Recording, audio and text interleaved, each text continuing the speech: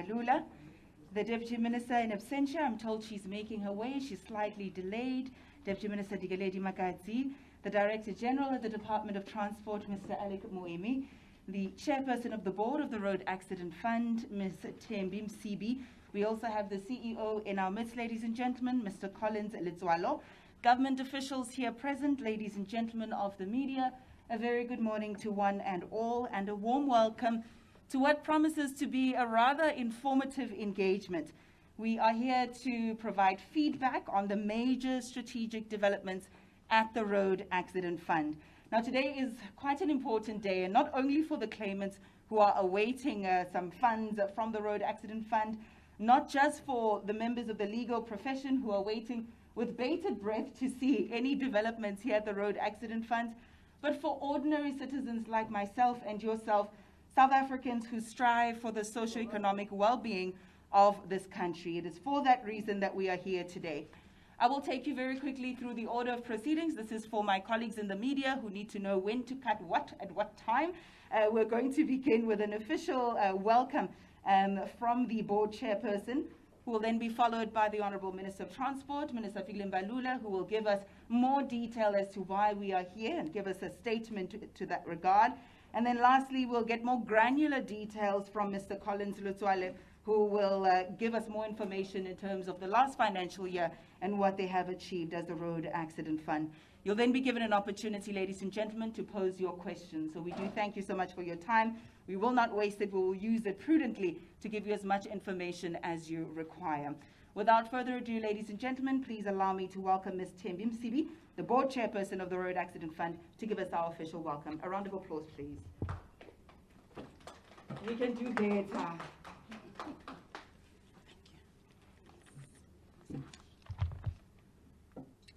Thank you, Ayanda. Good morning, ladies and gentlemen of the media and everyone present. As Ayanda has indicated, my name is Thembi Msibi, and I'm the chair of the board.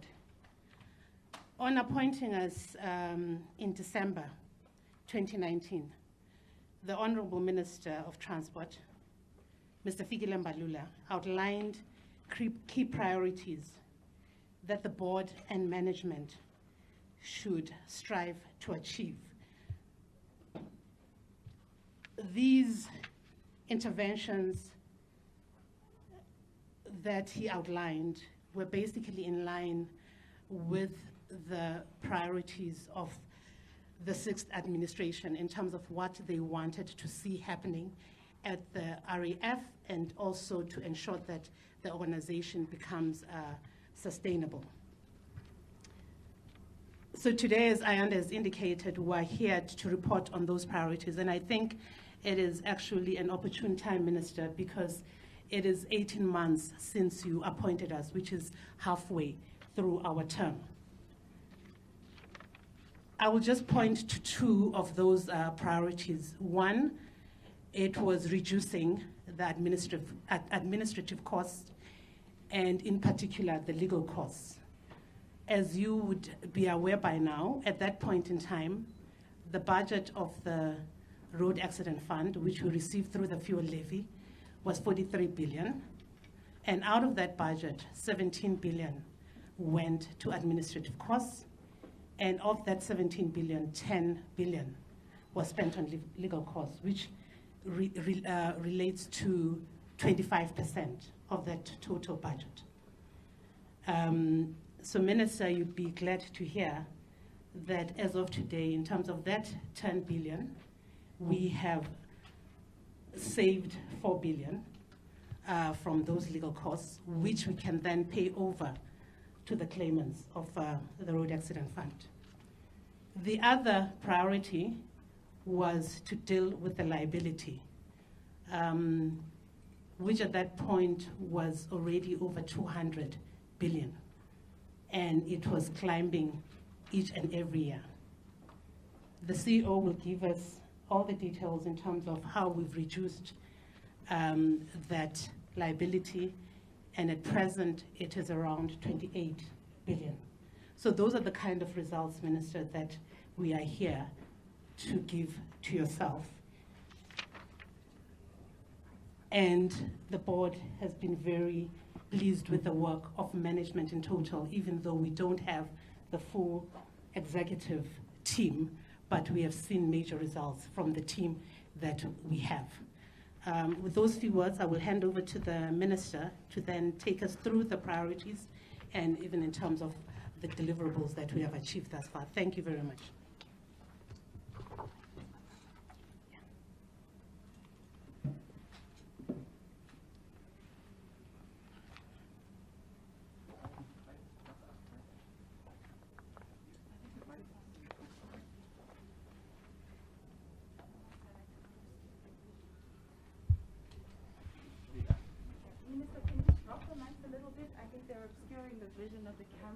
Okay, no.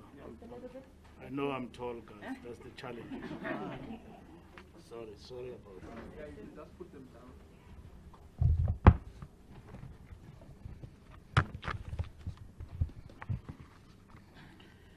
down. Thank you very much, Ayanda, Program Director, our spokesperson, the Director General of the Department of Transport, Mr. Alec Moemi, the Chairperson of the Board, Ms. Tembi Msibi, the COO of Road Accident Fund, Mr. Colin Litswalo, and the Deputy Minister will join us anytime as we move on. It is 1 year, 6 months since we appointed the board, and it's almost 2 years since we've been appointed by President Ramaphosa in the position of transport in this country. Today we are here to report to many of you about the developments at the Road Accident Fund. And to that extent, we'll be able, me and my team and the board, and together with the management at the Road Accident Fund, to take questions. The journey and the road ahead is still long, but we're inspired by the developments of leadership that is mobile, and which is quite encouraging. I'm quite delighted as the Minister of Transport and my deputy to stand before you here today to report developments at the Road Accident Fund. As most of our people and even in our department and the ministry, we've been inundated by a lot of developments, particularly after the pandemic. And I wish to report that we've been hard at work, like we are in most of our entities, turning them around. We're at PRASA reporting about vandalism. Today we're at RAF. Tomorrow we'll be talking about aviation. We'll be talking about maritime and the impact we've got to make in terms of promoting, among others, as the backbone of the economy of the country, growth and employment. Amidst the developments of massive loss of jobs in our economy. I'm quite delighted today to stand here with a very active board, professional board, led by Ms. Msibi. We're only affected in the board by the departure of Mrs. Rabaji, who's now the head of the forfeiture unit. We appointed here. She also did a splendid job. She contributed to this development. And then the board also appointed Mr. Msibi. As you know, that RAF over the years was a homeless ground where everybody did as they wish. And there was no board, there was a board, there was a board, it was not clear. And then we had to appoint our own. We brought our own superstar from the Department of Transport. You know Mr. Colin Litswalo for many other things that people blame him for. But the one thing you can't take away from him is hard work, vision, and dedication. He has been at the center of this work with the board, and with the support of the board, and the board giving him 100% support, and us outlining the compact agreement in terms of the board that has worked wonders. From a shareholder perspective, we have sent the Director General to serve in the board, to represent the shareholders' interest, because RAF is one of our priorities. Its liability, if not properly managed, it will actually cause something, you know, it will make e-tolls look like a picnic.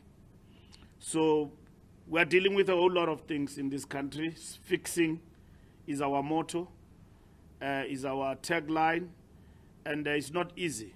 And neither are we going to claim easy victories today, but we're taking you through the journey of the work that we have actually undertaken. And thank you to the media for taking keen interest all the time. When we ask you to come and we report, you give us your time, and you also give us hard time most of the time about questions you ask to Ayanda and our team about the work that we're doing. So today we are happy to give you an update on this work.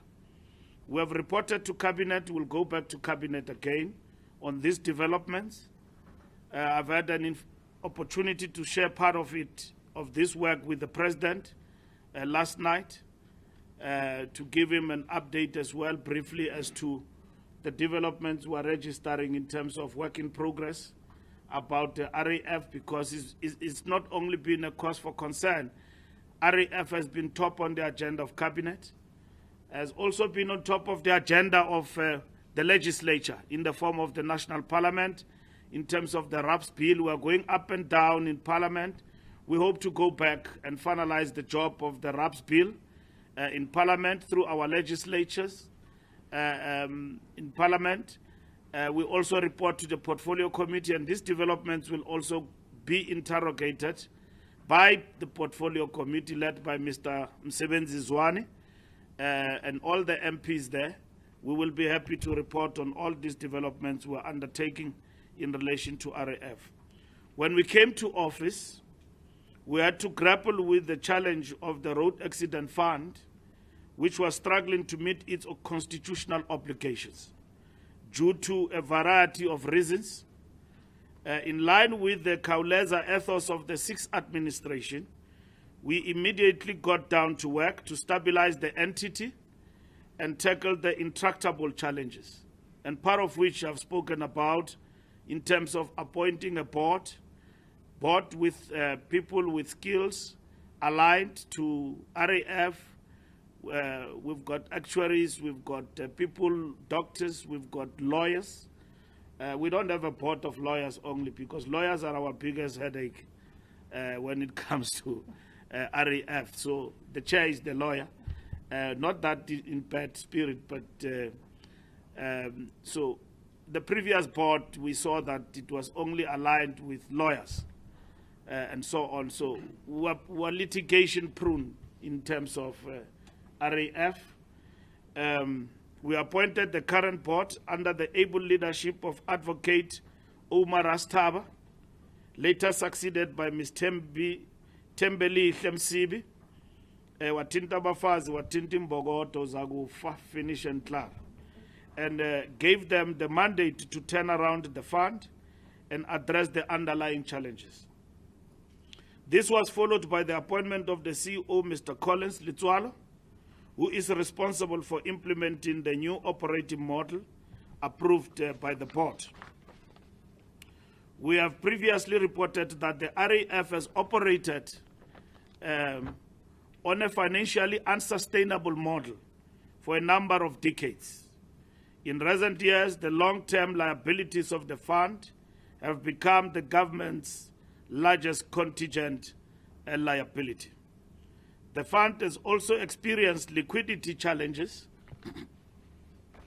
as claims against the fund had outpaced the growth in the RAF levy.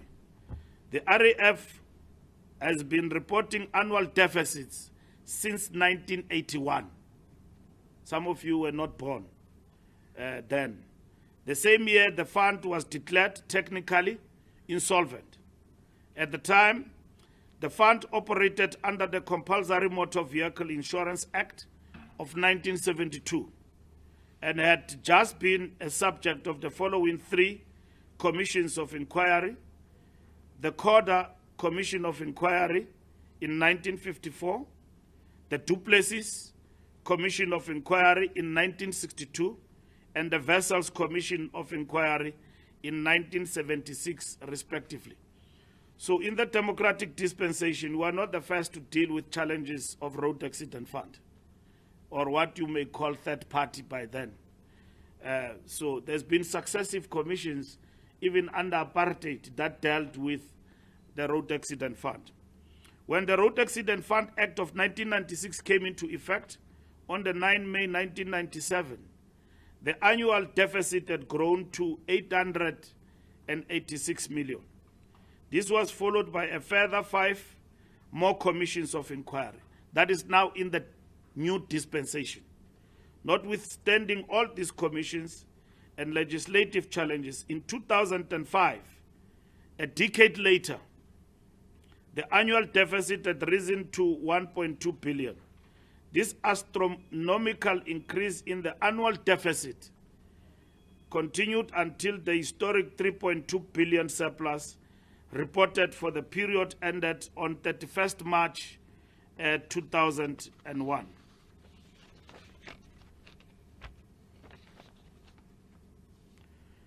Our determination and hard work to turn the situation around has paid off. These are unprecedented achievements which will undoubtedly turn the tide in the manner in which the RAF delivers on its mandate. The RAF collects 43 billion a year through the fuel levy. Only 26 billion, or 60% of this annual revenue, is spent on the annual compensation of claimants. 17 billion rand, or 40% a year, is spent on administrative costs. Of this, 10.6 billion is spent on legal costs. 10.6 billion is spent on legal costs. More than 2 billion is spent on medical costs, less than what it is intended. It goes to the pockets of legal minds, less than what it is intended to spend on people who get into accidents on the road. And this is what we are explaining here. The RAF has over the years accumulated deficits as there are more claims from road accidents. This situation is further exacerbated by a number of fraudulent claims the RAF has to contend with. The model that the RAF operated on was centered on litigation, with 99% of the claims settled just before trial. The legal costs had been growing exponentially over the years, from 800 million in 2008 to 10.6 billion in 2019. The board and management wasted no time in tackling the mandate to turn around this situation. What was also a priority is the actual liability of 322 billion that the new team was asked to investigate and reduce. With this being the contingent liability of the state, it made the RAF the biggest liability after ESCOM. You understand? After ESCOM, the biggest liability.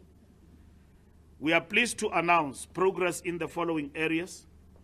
We have achieved a significant reduction in administrative costs of more than 7 billion rand in the 2020-2021 financial year. The RAF has for the first time in many years posted a surplus of 3.2 billion. This is a dramatic shift from a 5.2 billion deficit on the previous year.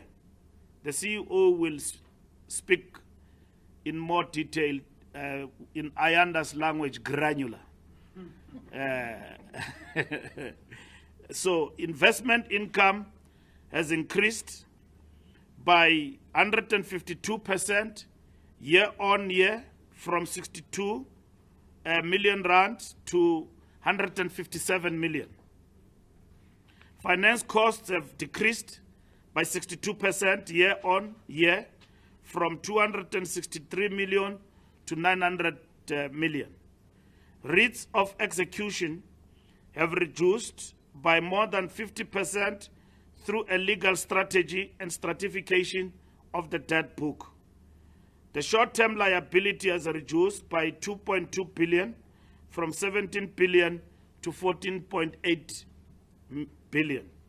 Current assets have increased, including cash position, by more than 4 billion rand.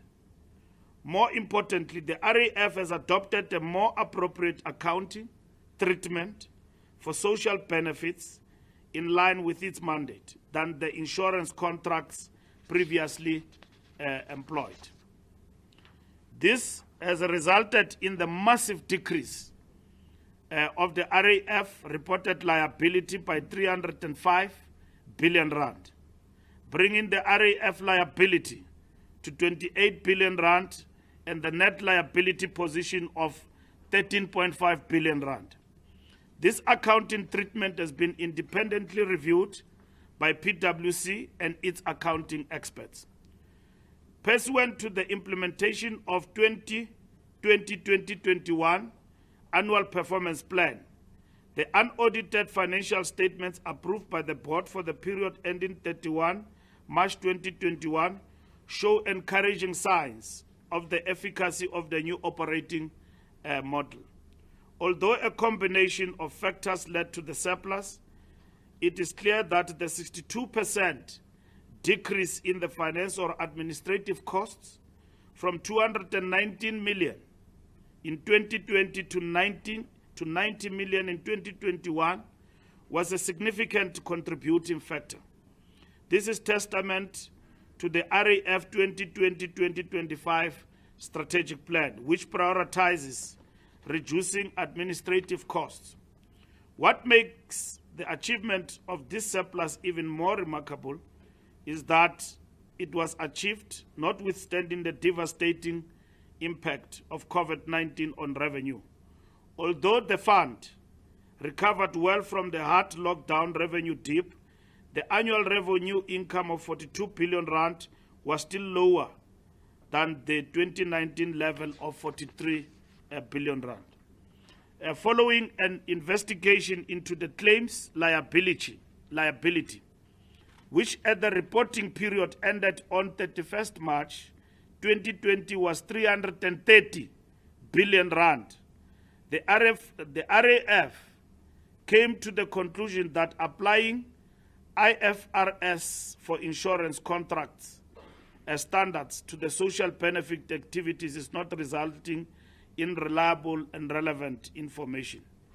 As evidenced by the excellent financial results, there has also been very good progress registered in the implementation of the RAF strategic plan and the priorities we agreed to with the board in the shareholder compact. In this regard, preliminary unaudited results show an overall performance of 77.8%. This is despite the challenges brought about by COVID-19 and the protracted legal challenge against this new strategic plan. These developments demonstrate that we have turned the corner in addressing the RAF intractable challenges. We are on the right path, and we will continue to work towards a sustainable and equitable road accident benefit scheme. Thank you very much, Ayanda.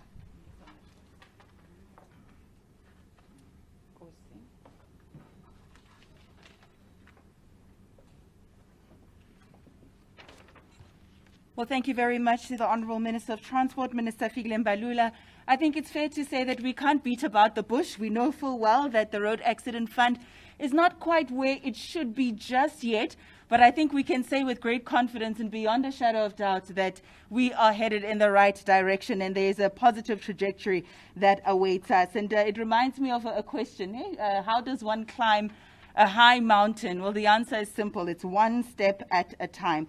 So to bring us up to speed now with those steps that we're taking as the Department of Transport and in particular the Road Accident Fund, please allow me to call upon Mr. Collins Lutswalo, the CEO of RAF, and he's going to tell us about those building blocks that are heading in the right direction.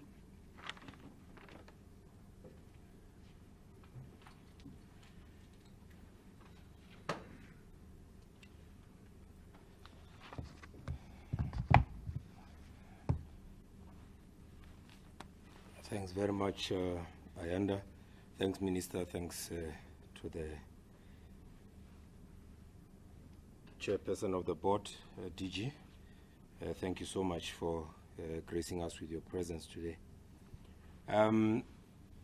There is a lot of things we can say about how the road accident fund has gone, and I think Ayanda is right, that is one step at a time. We do not purport at any point that we have reached where we want to go. It's 1 out of 5 years, so it's the first step in the progressive steps that we have taken. The journey to transform the road accident fund has just begun. In our view, we are on the right trajectory and we have gained traction in most areas. Of course, challenges still remain in the areas of change and embedding the new I-care values of RAF, which is integrity, compassion, accountability, respect, and excellence. And we seek to bed this down. We still have got some way to go in battle against corruption and fraud.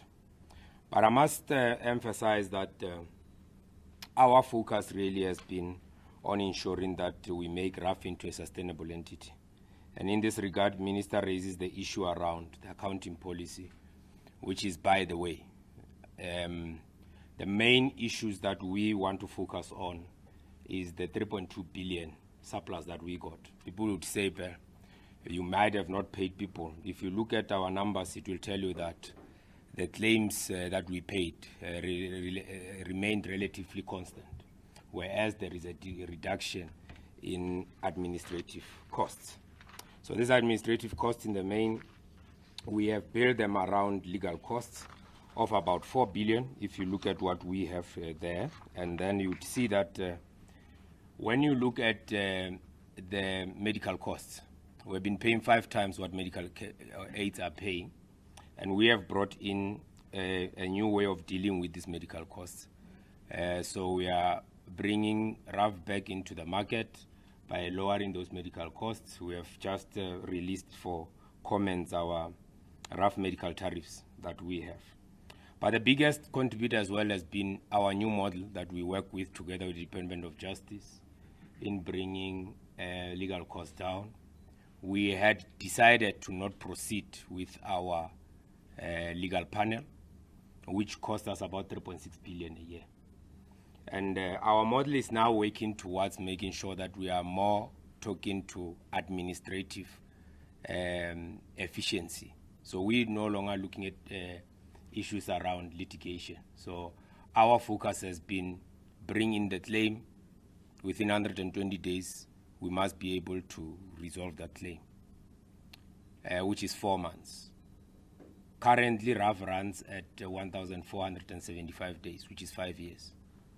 Now you can imagine if this was a little girl whose father has passed as a consequence of a road accident and needed assistance from RAF, it then takes us 5 years to be able to conclude that. So what would be happening to this little child who has lost a breadwinner? It will be a disaster. But of course, Minister, we must add that when we are busy with this work of turning around the RAF, there's a lot of industries that have been built around the inefficiencies of RAF. People talk about lawyers and they say the lawyers are the main problem. But we have seen that even in the medical fraternity, we have been charged 5 times.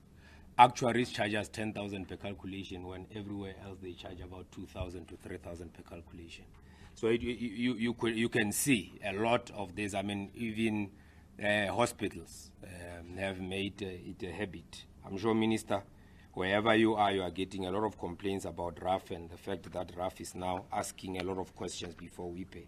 And of course, people will always complain about that. But that's part of our new model. That's part of our new drive. And this we are going to do, Minister, in a lot of ways. I mean, people would know that as part of what we are doing, we are seeking to change this. And of course, in the process, Minister, it has not been an easy journey for us. We have finalized the macro structure with the board that has signed. So we have got a macro structure where our executives have been finalized and signed off by the board. We'll be filling those positions because we have got a lot of vacancies in that regard. We need to also change with the way we do business. So we have got what we call the RAF model. We are this week, Minister, releasing our RAF 1.4, which is a form that is going to include what we call minimum information requirements that we have been fighting and battling with the lawyers on. Simply put, Minister, when we looked at the backlog and trying to resolve the backlog of RAF, we found out that 80% of all the claims that we wanted to deal with in the backlog did not have all the information for us to be able to assess and finalize those claims. So we receive an accident, a form, Minister, which is called RAF 1, with a medical report, but they don't attach the accident report. So we don't know whether this person fell from a tree, fell from a house, or whether this person actually was involved in a car accident. So there's no nexus in terms of what they give us. And when we say to them, give it to us, they are busy taking us to court. So it's something that we are focusing on. And this is the battle that we are going to have to take in that front. So we are also going to be reviewing all the other forms. So this week, we will be gazetting the new RAF 1 form that will include all those minimum requirements. And of course, we'll come and gazette all the other RAF 2, RAF 3, and RAF 4, which is the one for major injuries that we see. But Minister, South Africans must also help us, because what happens is that most of them are not complying with Section 22 of the RAF Act that says within 14 days of being involved in an accident, as an insured driver or owner of that vehicle where someone has been injured or killed, you must report that to the Road Accident Fund on a RAF 3 form. That has not been done over the years, and it's something that we are going to be quite active in ensuring that people do, because that's the only way in which we can link people that are injured to the insured driver and be able to execute this thing within 120 days. Further, we'll be reviewing all these regulations that Minister issued in terms of Section 26, because we believe very strongly that there is a need to change that if we are to change and bring in the efficiencies. And we are also going to be releasing our channeling strategy, which seeks to see that we have the efficient provisions of services. Earlier on, because of the litigation as a center of what we used to do, much more of our offices were regionally based. They were regionally based, and these regions were based on where the high courts were. So you would see that there would be two in Gauteng called Man Lane and Johannesburg, simply because there was the North Gauteng High Court and there was also the South Gauteng High Court. And you would see that the way RAF is positioned in terms of the region is positioned that way. It makes no sense, but also even the courts have changed, because you have got the Limpopo High Court, you have got the Mpumalanga High Courts and all the other divisions. But that's not our focus. Our focus is to make sure that you, within at least 200 kilometers, are able to get a fully functional RAF. So we are going to be provincially based and focused as we are doing that, and we will have some satellite branches elsewhere to try and minimize the time and be able to have our people being able to do these things. One of the most important things is to make sure that, Minister, it's very easy to claim from RAF. You know what you need.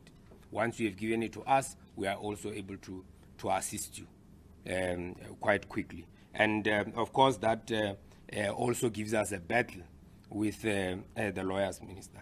But we, as well as government, have got ourselves into that space in terms of Section 19. Section 19 says you can do it if someone has got to represent you, that person must be a lawyer.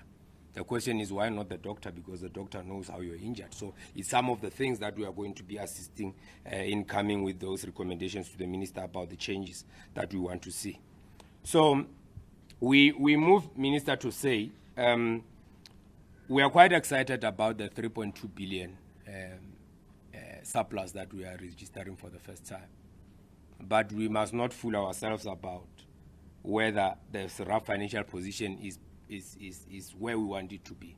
It's getting better with time, and we have been helped, Minister, by also the 45A application that we made where the court granted us the right for reprieve because of the issue around our liquidity. So we have we've stratified our liability, Minister, and we have also picked up a big battle with the lawyers in a sense that when we said to them that they had what we call fixed allocations, most big law firms that we think do other things, actually 80% of their work is RAF. So we realized that when we stopped a thing called fixed allocation, some of these lawyers, Minister, used to get 100 million a month from Road Accident Fund. And what we found was that some of them would have a debt of that has aged about 60 days, whereas the small law firms would probably be 1,000 days or 2,000 days. We have changed that. We said, let the settlement date be the date on which we pay you, 180 days for everyone. So that whoever a little law firm at the corner also has got the opportunity like the big law firm. So we had to do that. But part of it, Minister, was that we also had writs of execution that were unfair. People jumping the queue, but also most of those ones that were jumping in the queue were coming from big law firms. That we had to deal with that. So we have dealt with that as part of what we need to do going forward. One of the most important parts, Minister, is the issue around fruitless and wasteful expenditure. We have reduced that from about 15 million a year to about 1.2 million.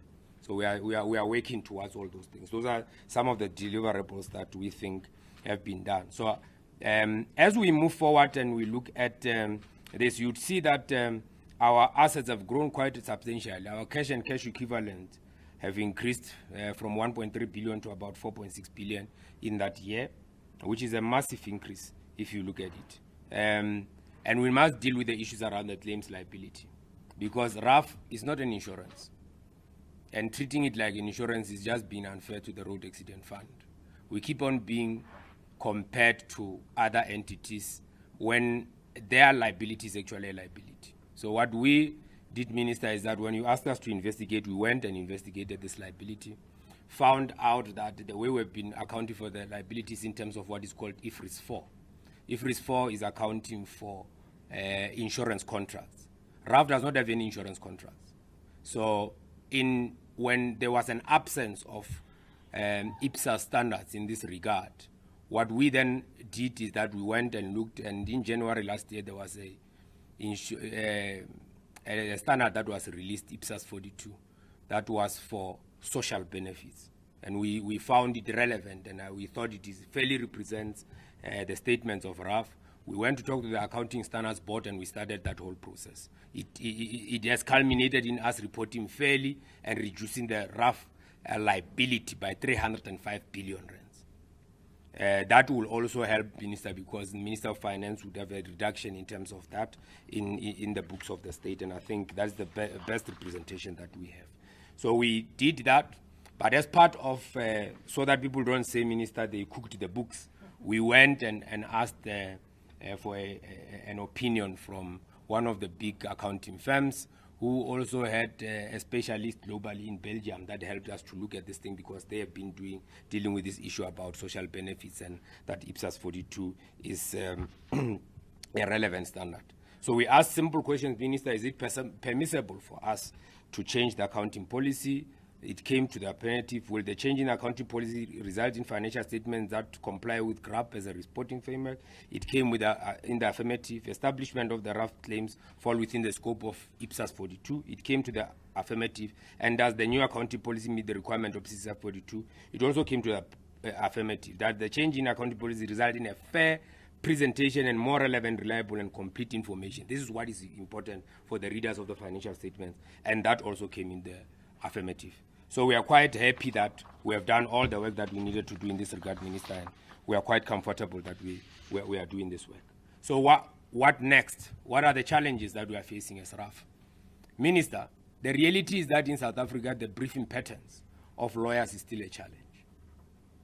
The legal fraternity and black individuals that operate in there have been given more of the work from RAF, and they had developed their business model around the Road Accident Fund, simply because the briefing patterns elsewhere have been skewed. we need to deal with that as we move forward. And we have encouraged discussions in that regard, and I think it's very, very important.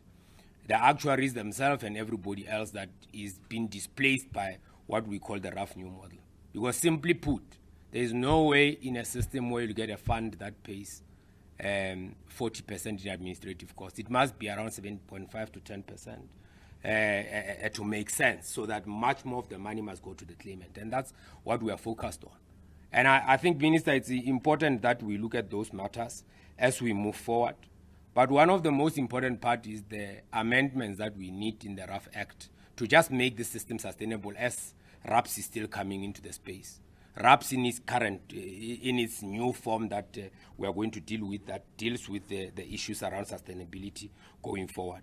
The part where it's going to be much more easier for the claimant to be able to claim without actually going to someone who's going to take 25% of their money. So that is very, very important for us to be able to do.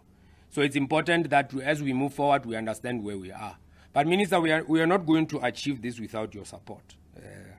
All the time people say, but they say we are on a frolic of our own. We say, no, we have got a minister that has given us the direction and the direction we are taking. And we are very glad as management that you have always supported us. And together with the board, Chairperson, we'd like to thank you very much. These challenges are always problematic. I know you slept 2 o'clock this morning. This is the kind of work that we do at the RAF when we want to espouse this value of excellence. And this value of accountability is very important in what we do. But we're never going to be able to do this as management alone, Minister, without the support of the board, but also the support of the department. The department has been very, very helpful in this regard. We've been taken to court. The department was there. Every time we pick up the phone and call the DG, he's always there to assist us. Thank you very much, DG, for that. And much more important, the staff of Road Accident Fund. People say these are the most corrupt people. It's because they corrupt, but most of them are very hardworking, Minister. It's very important that we thank them very much. And I would have been failing in my duty to not acknowledge the support of NUMSA, who is the biggest union here, a recognized union here at the road, yes, at the Road Accident Fund. So we would like to thank them for all the support that they've given us. They've asked people to give us the space and to do the work. And we are seeing it in what we do. And we are quite grateful for everyone. People don't sleep here, Minister. We work very, very hard. And we'll continue to work hard to make sure that we place RAF as one of the best entities in here. We strive for that, Minister. They were saying we are one of those. We want to be one of those. So we were the black sheep of the family. We are washing ourselves. Thank you very much, Minister.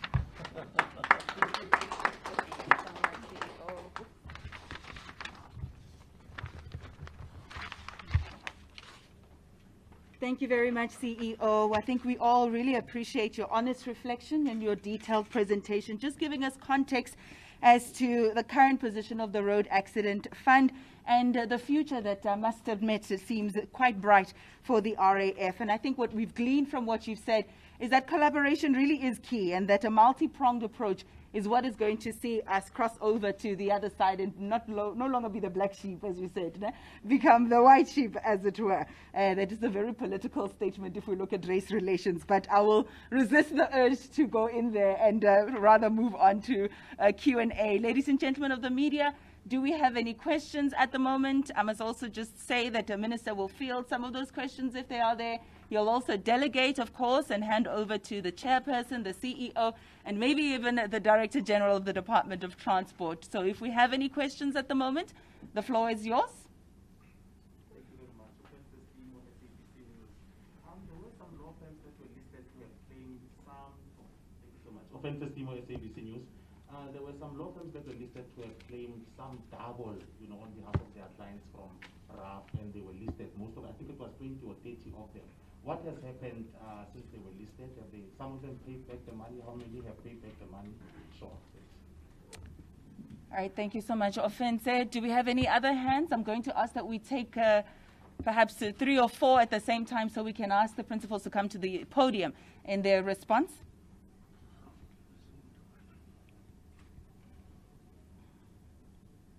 Good morning, Fikile Mbalula, SABC Radio News.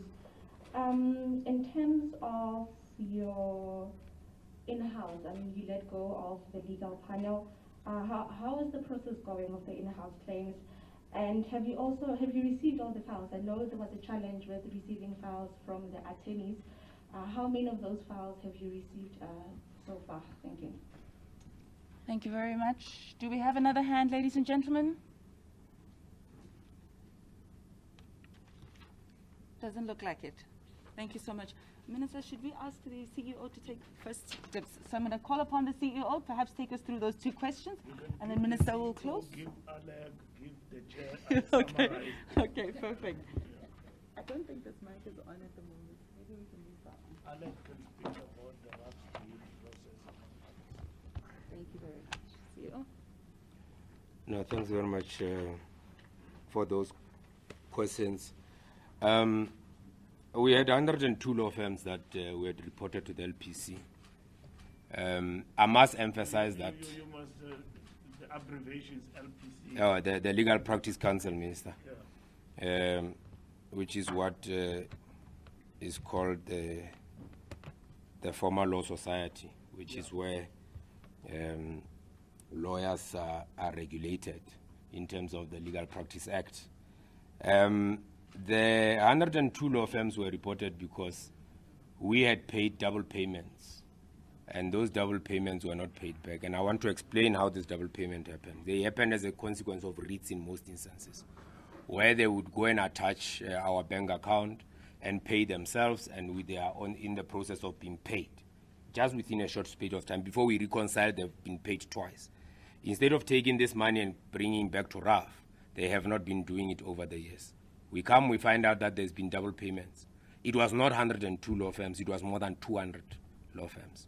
Most of them agreed to pay back these monies, and the 102 were recalcitrant in the sense that they refused to pay, so we reported them. We are glad to announce that I think we have got about less than 20 now that are left. We had a case in the North Gauteng High Court on Thursday where we were asking that they should not be paid any monies until such time they return our money. But we are also asking that it would be important for them to hand over their trust accounts to be managed by someone else. So the court must appoint someone else before we pay, because why would we not get that money back if it's there? They don't tell us what they did with that money. Others were claiming that they took the money and they paid to other creditors of RAF, but that's not their job. That's our job that we should be doing. So those are 102 law firms as they are. There are less than 20 now as we speak. Much more of the money has been collected, and we are thankful that we have managed to go there. But Minister, we are still reconciling as we go forward. So the fact that they have paid now does not mean they don't owe us in duplicate. So we are going back, and they've been asking, Minister, how long back? For as long as you owe us. So it can be 10 years, but once we realize that you have been paid twice and you got money you don't deserve from the Road Accident Fund, we're going to go and get that. How is the in-house claims going? It has been going very well. It has its own teething challenges for obvious reasons that lawyers for the first time refused to give us our files. For the first time in South Africa, where a lawyer forces himself on a client. Trust is sacrosanct, as being found by the full bench of the North Gauteng High Court that was led by Justice Kolape. It's very clear that they should have returned those files. We have received 97,000 of those files. There were supposed to be at least 190,000 files, so we've received only 97,000 of those files. What we have done, we have tried to recreate those files, because we are not even sure whether when we receive these files now, they will still be in the order that they were when we asked for them. There was no rationale why we are not given those files. So we are not going to be paying for things that we don't understand. So that's how we're going to be dealing with this going forward. But what we've done, we have now reconstituted some of those files as we move forward. But our model with the state attorney is starting to work in earnest. We have got different people in different regional offices that is now going to be in provincial offices that are going to deal with these issues. But we must understand that this is in 5% of the time. 95% of the time, RAF will be settling these claims. There is no need to litigate where we know. But we also know that there are fraudulent claims. And it looks like it's a majority of them. That's why they don't have any information. And people have been putting us under pressure all the time to settle because they know they've got fraudulent claims. And because that's why they don't want to give us more information for us to be able to settle this matter in 120 days. It's shocking, Minister, that a person can say, I'm representing a claimant who needs help now. But when we say, give us the information to help the client now, they say, no, we'll give you the information later. So it's something that we're going to be dealing with. We are willing to battle this thing on, and it's clear that the battle lines are drawn on this one. But we are used to these battles. If it's a battle we must fight, it's an honest battle. For us, it's important that it's also our moral obligation to make sure that RAF remains sustainable as we go forward. And I think it's important that we see it from that perspective. It's not because we just want to battle, but when the battle comes, there's nothing we can do if the direction we are going is impeded by other things. Thanks.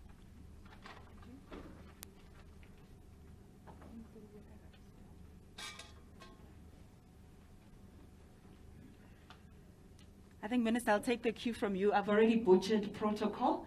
We can go to the chairperson. And then I'll ask DG to also just say a few words. DG Chair and then Minister. DG, Mr. Alec Moemi. I don't have that one.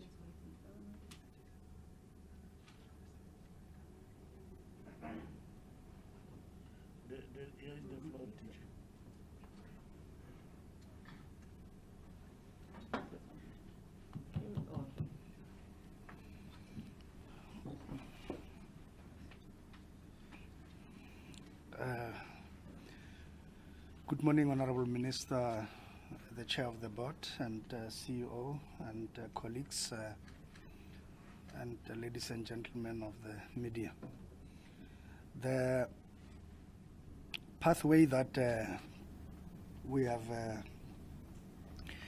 chosen as a department in as far as the Road Accident Fund is concerned, and the future which we envisaged as part of the interventions that the Road Accident Fund had to be positioned at and to be responsive to, is one of a social security net, in essence providing universal access on a no premium basis.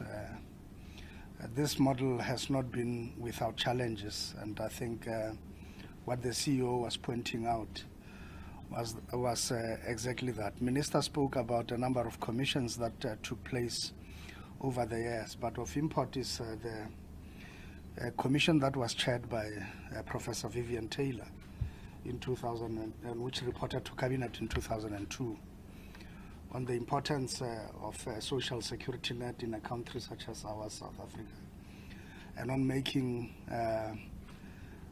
the various funds, including UIF, including the social grants we give and so on, and RAF 2 impacted upon by that, to be a bigger safety net for the poor, primarily because I think even COVID has indicated that point and elucidated it quite well. What would have happened to the majority of families and communities and children if the social grants were not being paid? And therefore, as the CEO correctly points out, when a little girl is there and the father, who's a breadwinner, passes on the road accident, due to road accident, what happens to that little girl? This is a key question that the state must answer to. And the Road Accident Fund seeks to be a response to that specific question, to say it will then become a bulwark within which it protects that little girl and assists. And therefore, we had then, following the Sexual Commission of Inquiry into the Road Accident Fund affairs, we then decided that we should adopt a no-fault basis. Advocate Makhato has been a champion of this thing of no fault, that in essence the state takes over the responsibility of a driver who causes an accident, and that it is not up to the little girl or his lawyers to pursue this driver in trying to recover the money from that driver, but rather the state comes into view, obviously with the understanding and the proviso that says that essentially that driver was involved in an accident. But then there are moral questions to this point of the RAPS bill, and which is what has been sending us to and fro with parliamentarians and with a number of people raising concerns. And the key concern is what happens if the driver caused an accident in the process of violating the law? Does the state still take the responsibility to actually step in on behalf of the driver and take care of the little kid? Or does the state or the little kid go on to claim from the driver because the driver had actually committed a crime, and therefore the state can be seen as stepping in to reward a criminal who has committed a crime, such as one who drives and overtakes on a burial line. The burial line exists for a reason, to say to you the road is dangerous and you cannot see the other side, but yet you overtake anyway. And when an accident gets caused as a result of that, should the state pay? And I think that this is a moral dilemma and a legal one which has been facing the issue of the no-fault policy. And therefore, we are looking at the future of RAF with still a RAPS or the Road Accident Benefit Scheme, which has defined benefits, as you have heard what the CEO says. The idea really is to say to people, and if you get injured, and this is the nature of injuries, this is how much you get paid. Even for you who have medical aids, depending on what scheme of in the medical aid you sign up to, the same medical aid, it may be MedShield, it may be Discover, it may be JAMS, it may be whatever, but they will have different packages. Whichever package you choose determine what type of benefits you get. And therefore, with the Road Accident Fund, it has been a free-for-all. And the idea really, the mandate the department and the minister has given to the Road Accident Fund is really to define the benefits and to then indicate the type of amounts we are prepared to compensate the public based on that. And therefore, the first biggest issue we have been dealing with, or the two biggest cost drivers in the administration side, first has been the lawyers. How much do they get paid and to what extent? And as the CEO indicated, we realized that the situation was untenable. We had to do away with the panel of attorneys.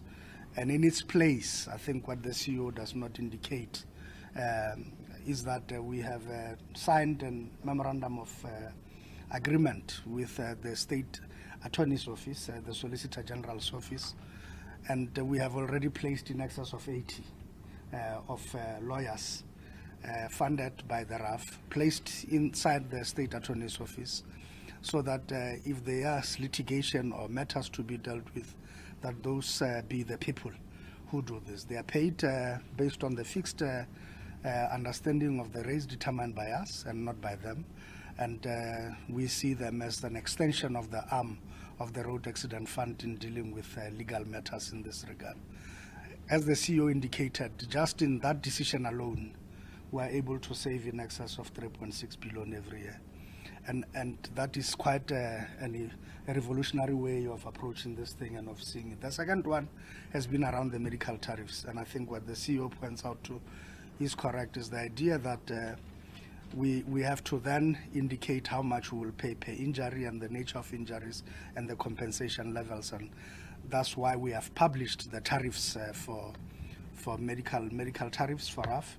And we will listen to the comments, but we remain steadfast that if the same communities and the same society, for what they pay for, they get relatively those type of tariffs in medical aids, they shouldn't have a problem with the tariffs that they do not pay for, if we are comparable and even competitive with what the medical aids are. And I think that is our biggest contention.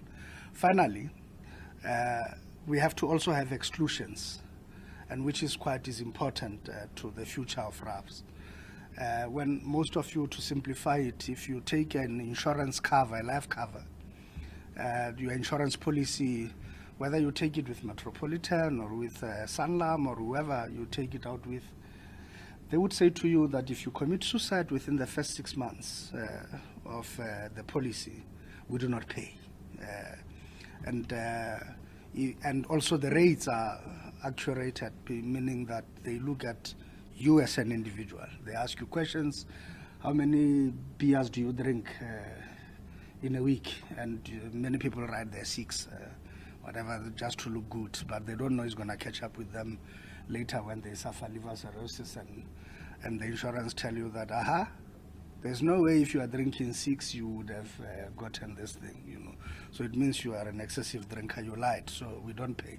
But they put all these exclusions to protect the fund itself from collapsing and to make sure that they only pay what is due to the beneficiaries as per what is agreed. And secondly, they also dictate a number of things. I'm sure you have seen these things that they do with yourselves. Here in South Africa, when we have a foreigner who comes onto our roads and drives here, and they do not take insurance, and if they cause an accident, the road accident fund must step in. All of this is not correct, because in other countries, when you fly in, if you are to rent a car, if you are at Heathrow Airport and you get off the flight and you show them you have an international driving permit, and you want to rent a car, they would ask you, where's your insurance? If you do not have it, on the next desk, they are able to sell you insurance, which will cover you in the event of an accident.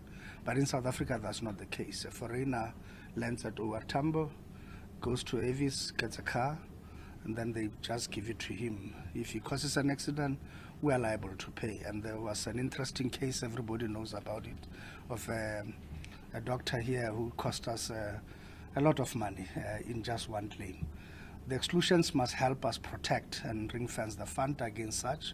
We must make it compulsory for every foreigner to acquire this type of insurance and to ring-fence RAF, and this is what we see as a future RAPs. And importantly, the future RAPs, as we are making a compromise in terms of making it move forward, must also have exclusions for illegality, for those that commit wrongdoing. They overtake on a burial line, they shouldn't be liable to claim from the RAF. The state must go after them hard and fast, and yet the state must then be the one that goes after them, and not the little girl. The state must pay the little girl and go hard and fast on those that commit criminality on our roads, and that the state does not reward wrongdoing. And the state can either go on it from a criminal sanction point of view, or it can go on a civil claim type of setup. And while it's not ideal for the state to be suing its own citizens, but under the circumstances it is warranted, or even both in this regard. And that's where we are taking the RAPS bill forward. It has not been an easy road. Minister will tell you that politically it has been a problem, but importantly is that we are beginning to find each other in terms of where we are going. Now, Minister, with the work that the RAF has now done, and I'm sorry I'm speaking out of turn because I'm here to brief you about this, but importantly is that with the work that has happened and with what has just come out in terms of the trajectory we are on, we need to start asking ourselves once again as a department whether RAPS is still necessary. Because if we are to go on this pathway and we are to do all of these interventions and they are to make the current road accident fund sustainable, obviously with the type of premiums we have with all of those things, perhaps after all, and this is just a thought, we may not need a RAPS in its entirety as a new scheme. We may seek to strengthen the existing RAF, and by putting all these exclusions, all the defined benefits and all of those things into the current model. And the department will still have to do a lot of work before we say to you, Minister, please consider it, and as a new political trajectory we follow. But yes, work will commence right away based on this. We will have to await first for the financials of RAF to be audited and for the conclusion of the audit report. And once those are confirmed and embedded and they have been tabled before the representatives of the people in Parliament, then we will use that as an official position to make a future determination of where we go with this. But yes, for now, as we speak, the policy is RAPs, and that's where we are going with it, and the bill is before Parliament. Thank you, Minister.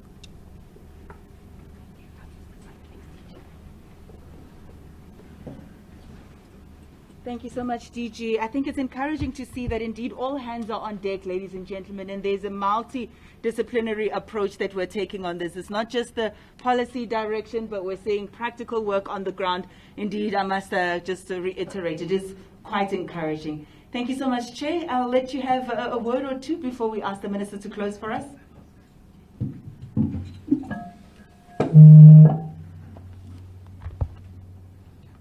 Thank you, Ayanda.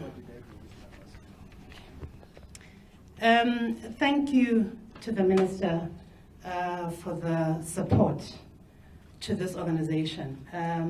When we were appointed, I think a month after we came into office, when we had sobered up as board members and we had seen the financial state of the organization, many of us wondered, and wondered out aloud, whether we had made the right decision in accepting this assignment.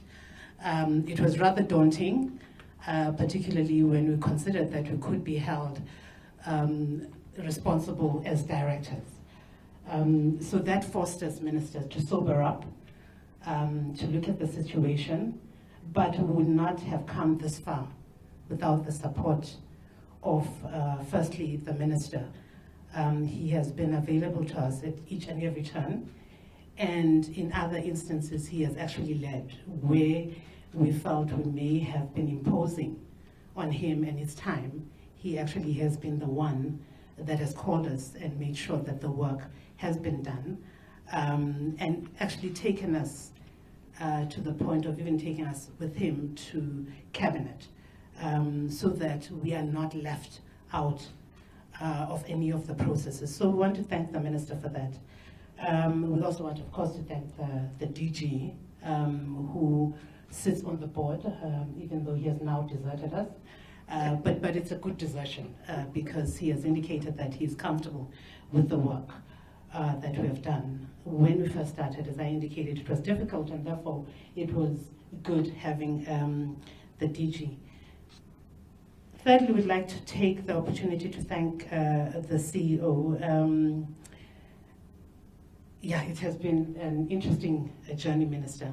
But what has given us comfort is that we've seen, through the leadership of the CEO, where the organization has looked at each and every aspect of the claims process. So they've looked at the external, and the DG has talked about that, the lawyers, the medical fraternity, in terms of what are the challenges, how then do we deal with those challenges to ensure that the organization becomes effective and efficient.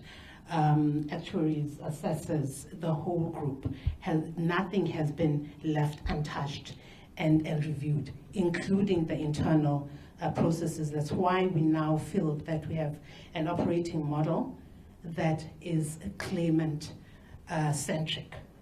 Because I think at some point during the life of RAF, the claimant was forgotten as the main person why we exist. And that's why the CEO will talk about that child who loses a breadwinner, and therefore what then happens when the process takes 5 years for us to conclude our work and that claimant to get their money, or in terms of the support.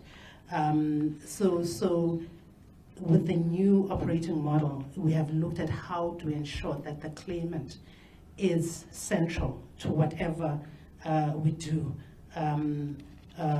with our work. The other people, of course, we've got to thank is the staff of the RAF. They have worked hard. They have been available to the board whenever we have needed them. We are glad, Minister, that we're not paid per sitting, because if we were paid per sitting as a board, we'd be in trouble. The last year, we had 21 board meetings. And then I got to a point, I think, where the board members were wondering if they worked for the RAF full time, but it was because of the work that was required. Since this, we've kind of stabilized, the board meetings have decreased. So that's a kind of board minister you also have. But I think one of the things that we're leaving out, Minister, is really the reason why we have the number of claims that we have as the RAF, and that is amongst us as the public, our driving, the high accident rate in South Africa. And I think, DG, we need to start, when we talk about how we got to this point, why we're here, to talk about that at all times. Yes, there is work within the department through the various road entities around reducing that. But it is really up to the public, the drivers. We can have Arrival Live, we can put all the money, that we have in terms of reducing the road accidents. But if we, the public, don't take it seriously, don't follow the rules of the road, think that they do not apply to us, but they apply to the next person, we're still going to have this problem. And for me, I think that's where we now need to focus on as a department. I know it's not my responsibility, DG, and I know I'm overstepping, but I really think we need to start highlighting this and talking about it each time we talk about the results of the RAF and the work of the RAF, that we're in this state, not because government is not giving us money, and not because we're not receiving enough in terms of the fuel levy, but because of our own actions on the roads. Thank you.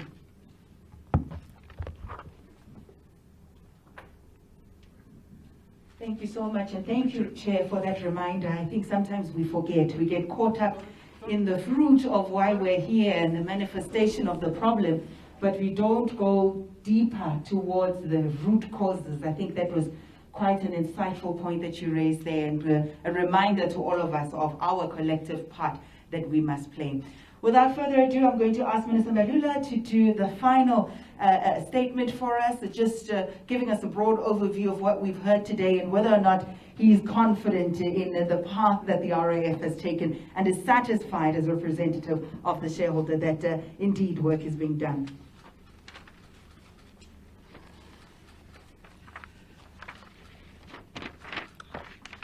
Thank you very much. It's 28 years in power of the democratic dispensation. And in that 28 years, we have committed mistakes. We have done a whole lot of good things. We inherited a corrupt and a bankrupt government. And we had to respond to that through gear, which the workers don't like. There are others who throw slogans and talk about white monopoly capital. But you cannot transform the economy without capital. So that is very important. And the private sector. So the private sector has got to come to the party in the transformation of this economy. It's a political debate that ensues sometime on an ideological basis, depending on where you stand. And there are pseudo-socialists in our country who think that socialism will be realized overnight in a dinner table. So that is not the case. So we've got to dig deep and do a lot of things. We've got challenges, ESCOM. If you look into that and you blame it on today, you realize the problem is not today, it's decisions we fail to take at a given point in time. But we've got an opportunity to rectify those decisions, maintenance, and all of that. Now, we've got to be bold. Not everybody will agree with us in everything we do. Now it takes me to RAF. What did we create here? And where are we?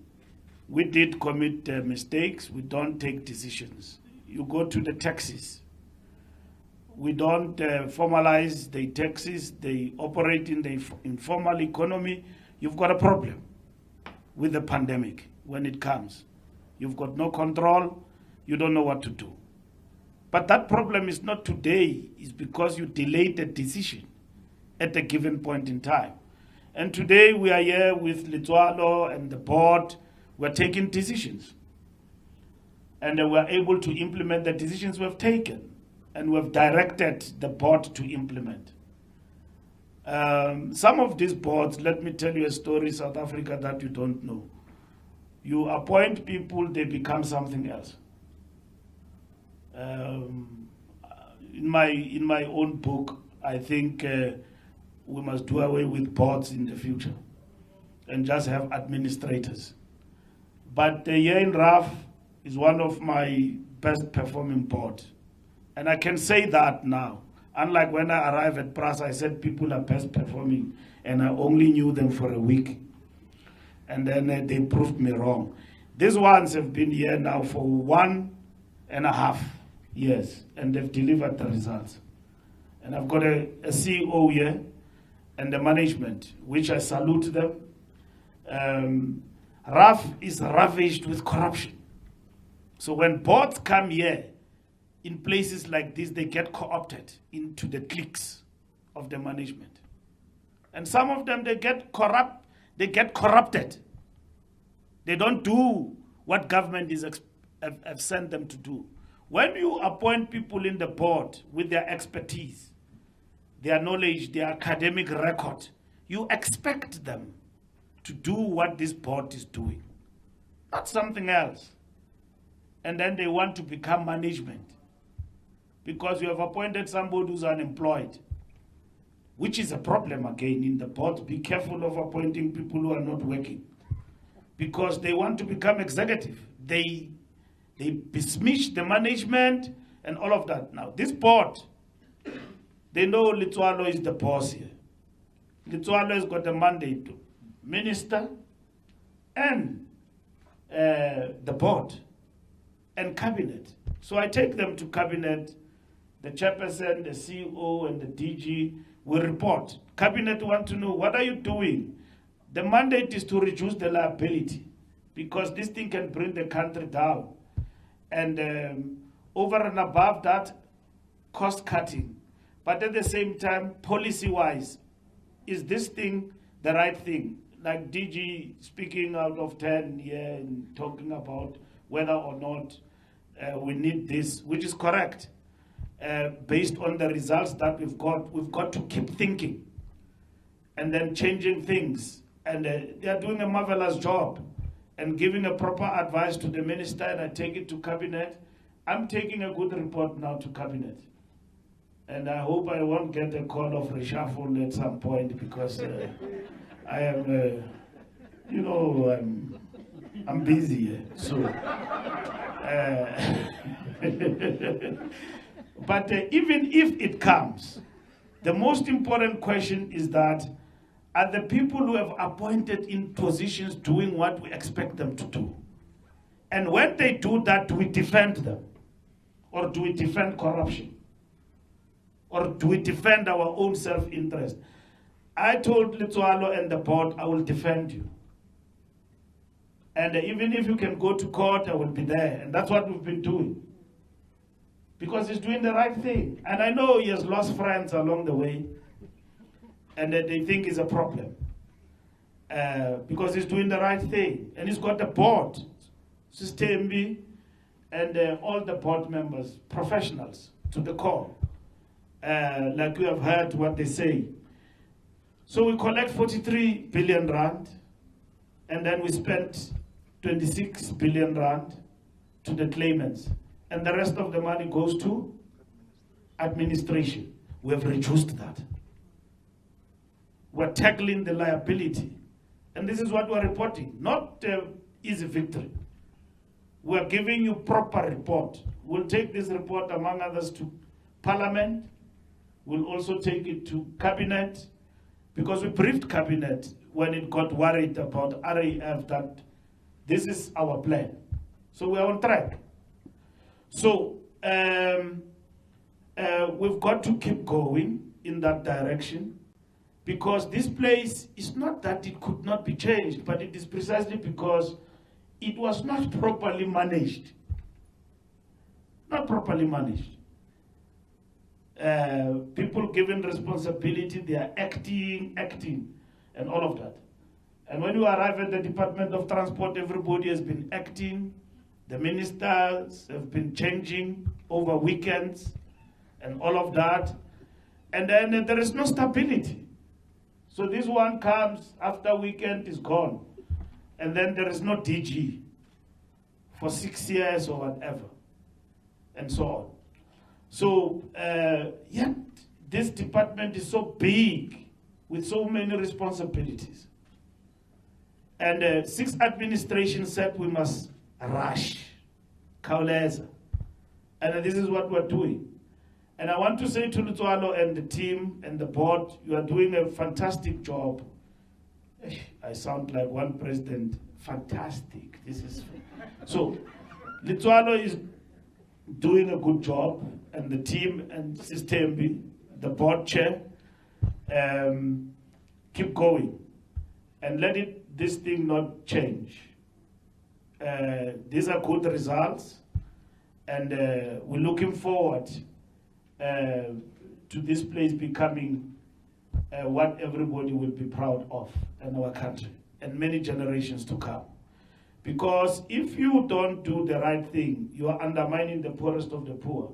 When I grew up, I didn't know that when you get involved in an accident, government can help you. And you can imagine how many people don't know. And then they get robbed by crooks, masquerading as lawyers. They rob them. That is correct. They line up their pockets. I'm not talking about lawyers who are doing the proper job. I'm not talking about those. There are many here in RAF and all of that, and they're black in majority. But at the end of the day, this is for our people who don't know that when you get involved in an accident, the state can meet you halfway through the fuel levy and in RAF and all of that. We've got to deal with that. When I get involved in an accident in the United Kingdom, that government will not. But if somebody from United Kingdom comes to South Africa, get involved in an accident, they make claims here because of the nature of our road accident position and policy we've got in this country.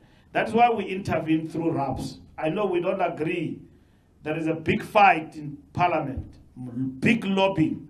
But we are going to get involved with that. Others say we must amend, we must not reconfigure totally, but we've got to. If you look at the situation we're in, we're basically Father Christmas. This does not assist our people. We're subsidizing people that the state shouldn't be subsidizing. So this is for the poor, and the poor must actually benefit out of this road accident fund.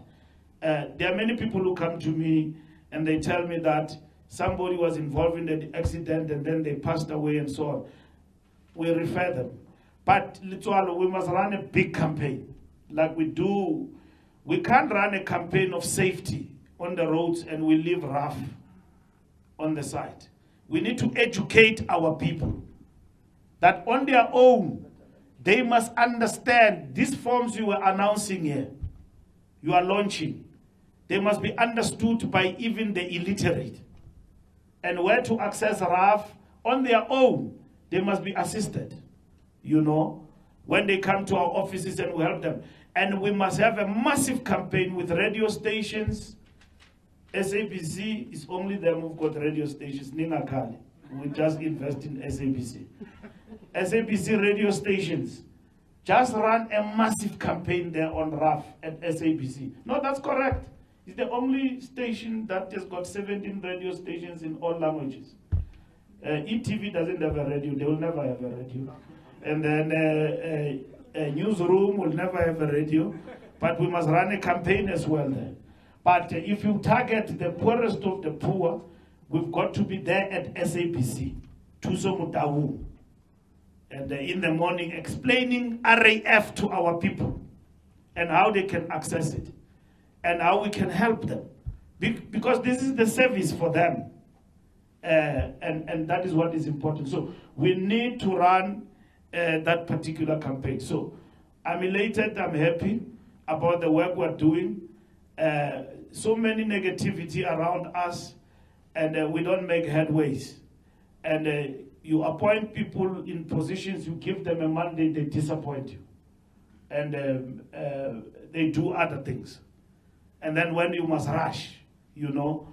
And when I come to a place like RAF and I see the board and the management focused, we had our own workshop with them. We convene, we interact, we check progress between ourselves, the department and RAF. I see leadership. Sometimes we fail not because there's anything, but we fail because there's no leadership. Absent leadership. Nobody there in that organization who's providing leadership. You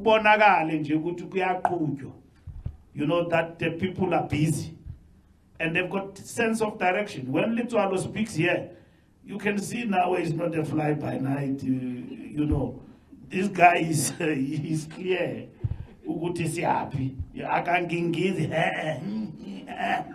hey, where am I going? No, there's clarity that we are going this way, and that is where we're going. When the chair speaks, there is clarity. There is no confusion. That Usis Tembi will be at RAF at 12 o'clock. I mean, busy at disturbing the CEO, doing his job. They had 21 meetings. Now they have gone back to normal. What patriotism is that? Fantastic. You get what I mean? Good job. And Baron 20 Lali Batwa media, this is good work. This is good work. But it is not yet Uhuru. We have not arrived. But the science of where we are going is paradise. The foundation of it is here today. So I think I'm happy and with the work that has been done, and congratulations to everybody. And even those who are not here, we'll be talking to them today physically if they were here in the building, but because of COVID-19, they are working from home. They are delivering from home. So that is great. Thank you very much, Ayanda. Thank you.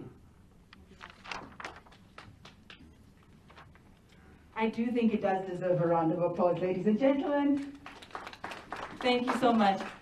I think, Minister Mbalula, we must also take time to thank you for once again highlighting the importance of transparency, of openness, accountability, and reporting back to the populace. I think sometimes we neglect the fact that in this democracy, it's a government by the people and for the people, and therefore we cannot neglect going back to them every step of the way to say, here's how much we have achieved in terms of progress, and we are opening ourselves to public scrutiny, and here's what we can improve on, and this is what we plan. So that is absolutely crucial, and once again, you have highlighted the importance of that, and we do appreciate it.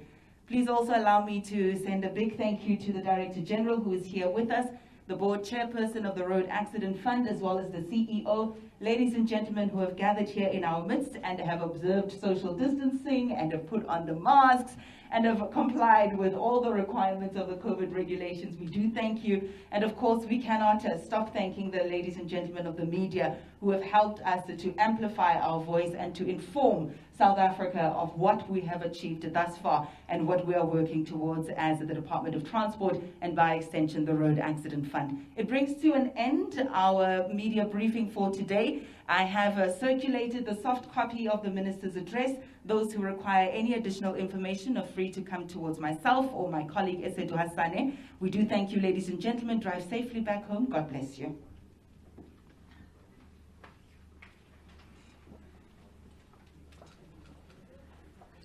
How are you doing? Good, thanks.